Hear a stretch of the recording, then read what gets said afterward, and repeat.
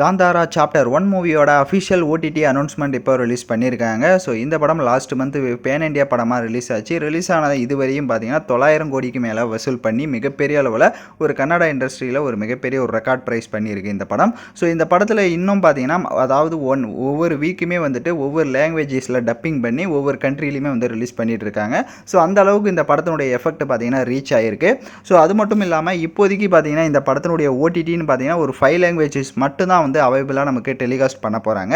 So இந்த படம் வந்துட்டு ஓடிடியில் வரதுக்கே ரொம்ப வந்து ஒரு இது எடுத்து தான் பார்த்தீங்கன்னா எடுத்தாங்க. பட் அந்த அளவுக்கு ஒரு 8 வாரம் இந்த படத்தை வந்துட்டு ஓடிடியில் ரிலீஸ் பண்ண மாட்டோம் அப்படின்ற மாதிரி தான் சொல்லியிருந்தாங்க. பட் இப்போதைக்கு பார்த்தீங்கன்னா நமக்கு வந்து தமிழ் டப்போட ஓடிடியும் அனௌன்ஸ்மெண்ட் இப்போ வந்திருக்கு. அதாவது நீங்கள் இந்த வீடியோ பார்க்குற அக்டோபர் 30 பார்த்தீங்கன்னா இந்த படத்தை 31 நைட்டு வந்து ரிலீஸ் பண்ண போகிறாங்க. ஸோ இந்த வீடியோ பார்க்குறப்ப கூட அது ரிலீஸ் ஆகிருக்கலாம். ஸோ யாரெல்லாம் இந்த படத்தை தேட்டரில் மிஸ் பண்ணீங்க அப்படின்னு கமெண்ட் பண்ணுங்கள். ஏன்னா இந்த மாதிரி படத்தெல்லாம் நீங்கள் தேட்டரில் பார்த்தீங்கன்னா மட்டும்தான் அந்த சவுண்ட் எஃபெக்ட் அந்த விஷுவலு அது எல்லாமே பார்க்குறதுக்கு வேறு லெவலில் ஒரு சம்பவம் பண்ணணும்.